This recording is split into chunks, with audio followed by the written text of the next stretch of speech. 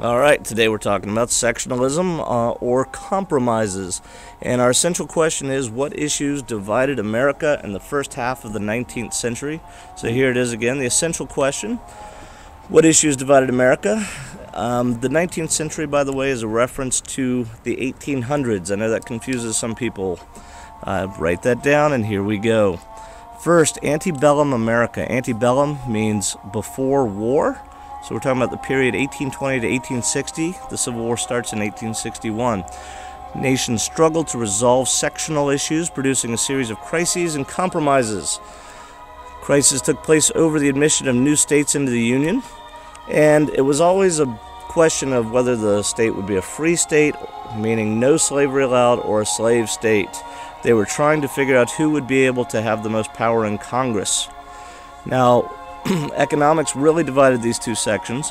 In the North, they were still based on industrial efforts like manufacturing, and they also favored things like a high protective tariff, which was a tax on the imported goods, which helped the North and hurt the South. The South was still the plantation-based or agricultural-based economy. Really had not changed since the time of the Revolution. The plantations in the lowlands and along the Atlantic and in the deep South, but don't forget there's also the small subsistence farmers in the foothills and the Appalachian. They opposed the tariff because it made their stuff more expensive, and there's the poor farm kind of thing going on. It's interesting to realize, though, that the vast majority of Southerners did not own slaves, but these economic policies hurt the people in the South even if they weren't slave owners. So, compromises, there they are, they're in Congress arguing. What did they do? There's three main compromises we want to look at on how they balance slave states versus free states. The first is the Missouri Compromise of 1820. We've talked about this a little bit. And here, the bottom line is, it drew a line from east to west through the Louisiana Purchase, with slavery prohibited above the line and allowed below it.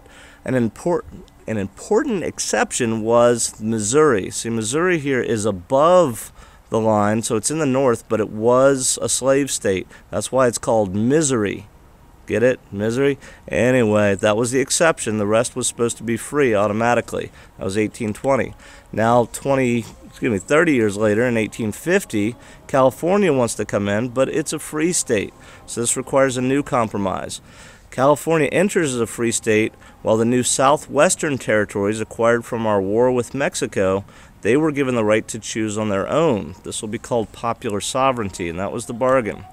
Now, just 4 years later, the Kansas Nebraska Act happens, where it repeals the Missouri Compromise line by giving the people the Kansas territory and the Nebraska territory, seen here, the choice in whether to allow slavery in their states. Again, called popular sovereignty. Bottom line, they got to vote on it. Now, the results were you had all these pro-slave people and pro- or anti-slave people come in, and they started fighting literally over what was happening there. So the law produced bloody fighting in Kansas as pro- and anti-slavery forces battled each other. This is called Bleeding Kansas. And it also led to the birth of the Republican Party that same year to oppose the spread of slavery. Their number one issue, end slavery in America, which leads to this guy, Abraham Lincoln. So those are your three compromises. Hope you enjoyed this installment.